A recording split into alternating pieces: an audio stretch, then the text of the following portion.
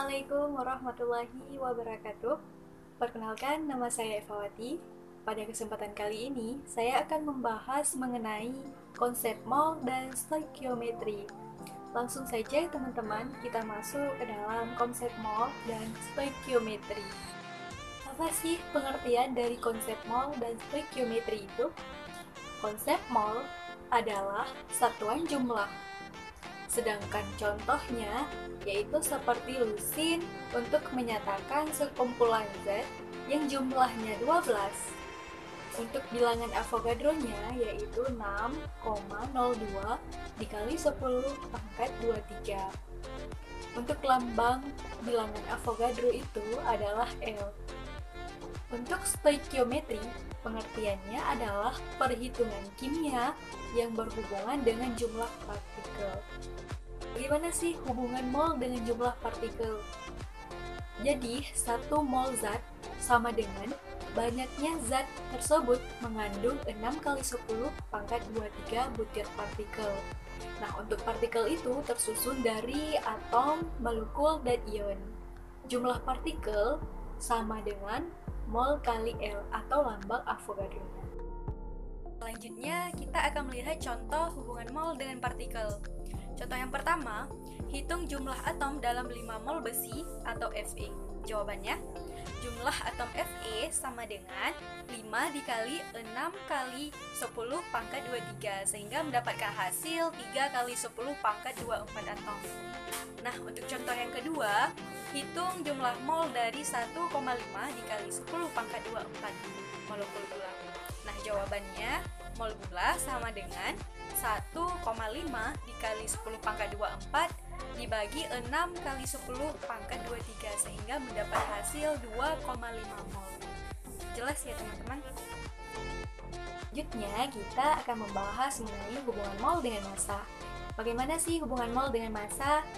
Jadi, massa molar adalah massa 1 mol zat yang dinyatakan dalam gram.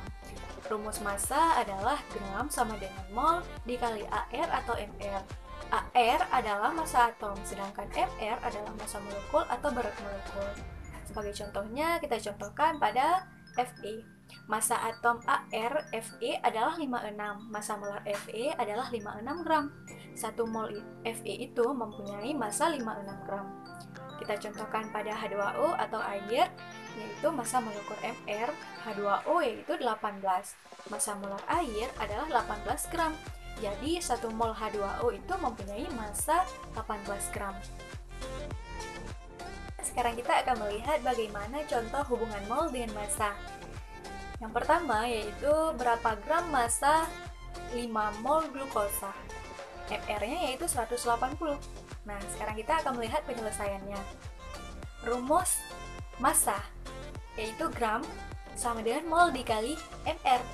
Jadi massa glukosa sama dengan 5 mol dikali 180, sehingga menghasilkan 900 gram. Ya, kita akan melihat hubungan mol dengan volume gas. Untuk rumus hubungan mol dengan volume gas yaitu P dikali V sama dengan N dikali R dikali T. Untuk keterangan rumusnya yaitu P sama dengan tekanan gas dalam satuan atm, sedangkan V adalah volume gas dalam satuan IT, sedangkan N yaitu jumlah mol gas, sedangkan R yaitu tetapan 0,08205. Untuk T yaitu suhu mutlak dalam satuan derajat Kelvin. Keadaan standarnya yaitu suhu 0 derajat Celcius dalam tekanan 1 atm. Nah, untuk menentukan liter, yaitu liter sama dengan mol dikali 22,4. Untuk menentukan mol sama dengan liter dibagi 22,4. Selanjutnya kita akan melihat contoh hubungan mol dengan volume gasnya. Hitunglah volume dari 23 gram gas NO2 pada keadaan standar. Untuk BmNO2-nya yaitu 46. Untuk penyelesaiannya yaitu 23 gram gas NO2 sama dengan 23 dibagi 46 sama dengan 0,5 mol, yaitu 0,5 mol dikali dengan 22,4 IT, sehingga menghasilkan 11,2 IT. Teman, sekarang kita masuk ke dalam penentuan rumus kimia. Konsep mol digunakan untuk menentukan rumus kimia suatu senyawa, baik rumus empiris atau perbandingan terkecil atom dalam senyawa maupun rumus molekul atau jumlah atom dalam senyawa. Rumus empiris itu dihitung gram atau persen masing-masing penyusun senyawa, dan angka tersebut dibagi dengan AR masing-masing diperoleh perbandingan mol terkecil dari unsur penyusun senyawa tersebut. Poin selanjutnya, rumus molekul dan rumus empiris suatu senyawa ada kalanya sama, tetapi kebanyakan tidak sama. Poin selanjutnya, rumus molekul merupakan kelipatan dari rumus empiris. Selanjutnya, jika senyawa mempunyai rumus empiris CH2O, maka rumus molekul mungkin C2H4O2 dan lain-lain. Selanjutnya, menentukan rumus molekul senyawa.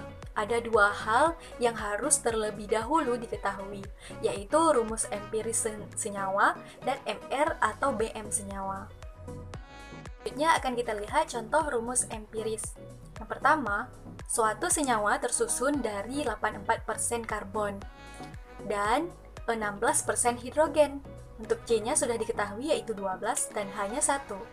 Tentukan rumus empiris senyawa tersebut. Penyelesaiannya 1, C sama dengan 84% dan H yaitu 16%.